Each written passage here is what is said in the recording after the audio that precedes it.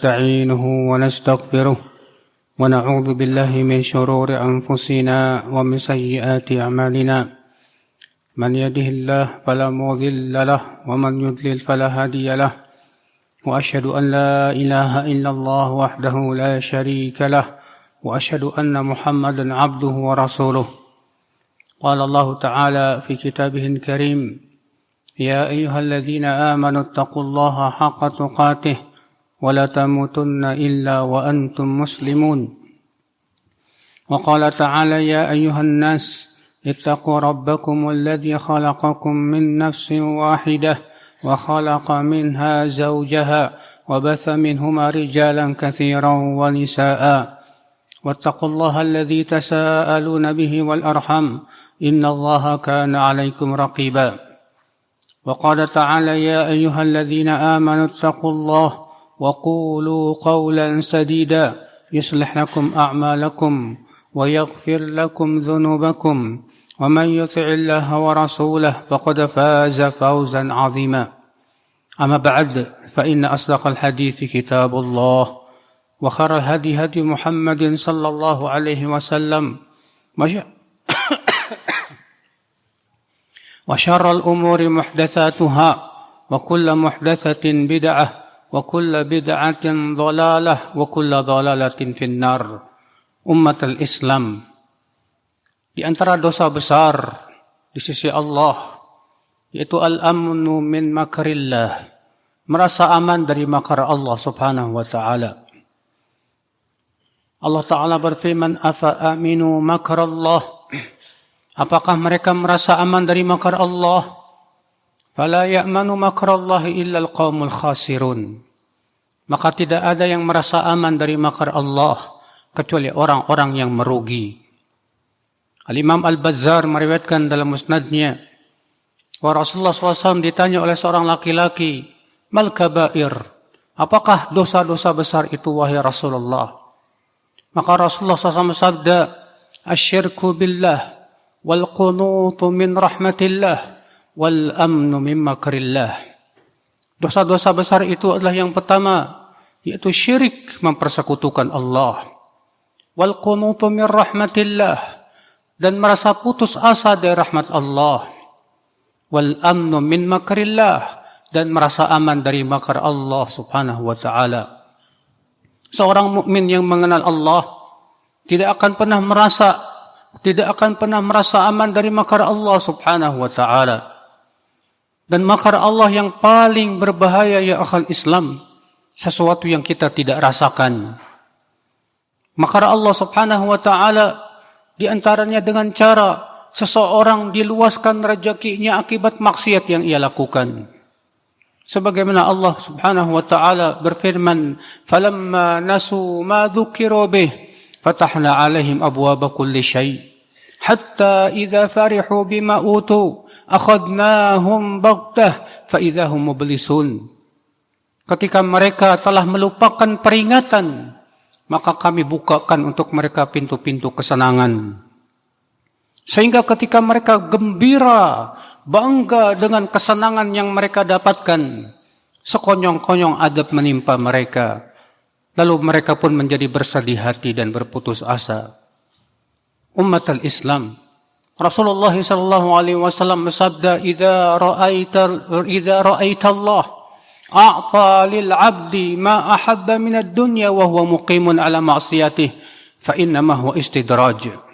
Apabila kamu melihat Allah memberi kepada seorang hamba apa yang dia mau dari kehidupan dunia, sementara ia terus-menerus berbuat dosa, maka ia sedang diulur oleh Allah Subhanahu wa taala, istidraj. Ini yang dikhawatirkan saudaraku seiman. Ketika kita memaksiati Allah, itu saja berarti kita merasa aman dari makar Allah Subhanahu wa taala. Maka hati-hatilah orang-orang yang memaksiati Allah, terutama ketika sendirian.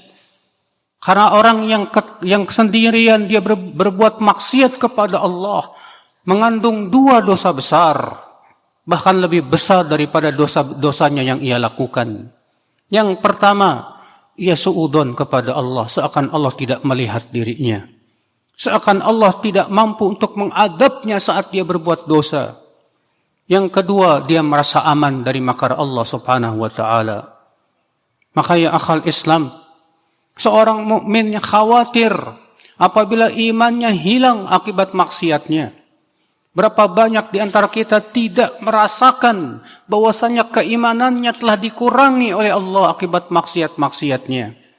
Berapa banyak di antara kita ya akhal Islam yang tadinya bisa membaca Quran 1 juz, sekarang sudah tidak bisa lagi. Yang tadinya bisa sholat tahajud, sekarang sudah tidak bisa lagi. Yang tadinya lisannya selalu berzikir kepada Allah, sekarang sudah tidak lagi. Mengapa demikian? Ternyata digantikan dengan sesuatu yang tidak ada manfaatnya. Itu menunjukkan bahwa Allah tidak suka kepada dia. Sebagaimana disebutkan dari seorang ulama salaf, bahwa di antara tanda Allah tidak suka kepada seorang hamba, yaitu dijadikan ia sibuk dengan hal-hal yang tidak ada manfaatnya.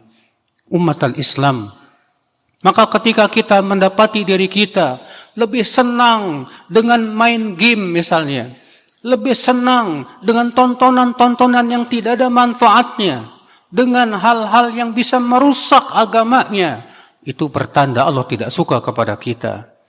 Maka hendaknya kita khawatir, hendaknya kita takut apabila ternyata keimanan yang telah Allah berikan itu tiba-tiba Allah ambil kembali, lalu kita dijadikan malah mencintai kufur. Na'udzubillah. Nas'alullah as-salamata wal afiyah. Aqulu qawli hadza wa astaghfirullah li wa lakum.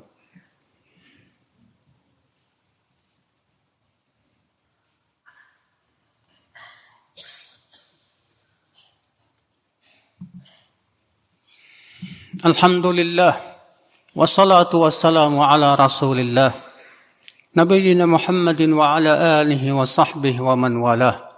Wa asyhadu an la ilaha illallah wahdahu la syarika lah. Wa asyhadu anna Muhammadan abduhu wa rasuluh. Ummatal Islam. Di antara hal yang menyebabkan kita terkena makar Allah, yaitu yang pertama, kita termasuk orang-orang yang selalu mengikuti hawa nafsu.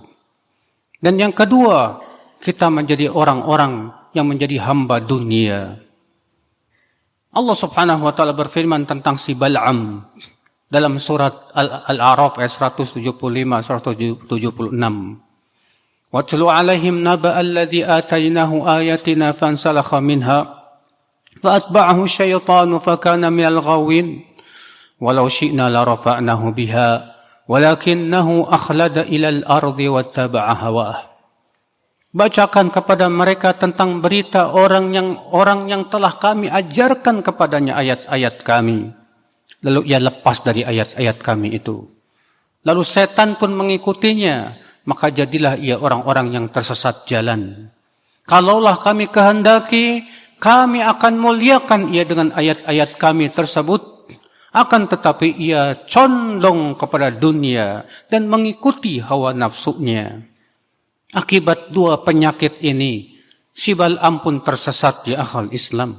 Padahal dia sudah diajarkan ayat-ayat Allah, sudah hafal Taurat. Maka hati-hatilah Anda yang hafal Quran, yang sedang diberikan oleh Allah kesempatan untuk menghafal Al-Quran. Jangan sampai Al-Quran malah menyesatkan diri Anda. Akibat daripada kita tidak membersihkan hati kita dari mengikuti hawa nafsu. Akibat daripada kita ternyata lebih condong kepada dunia dan tidak mau mengamalkan Al-Quran. Inna Allah malaikatahu yusalluna ala nabi. Ya ayyuhalladzina amanu sallu alaihi wa sallimu taslima. Allahumma salli ala Muhammad wa ala ali Muhammad.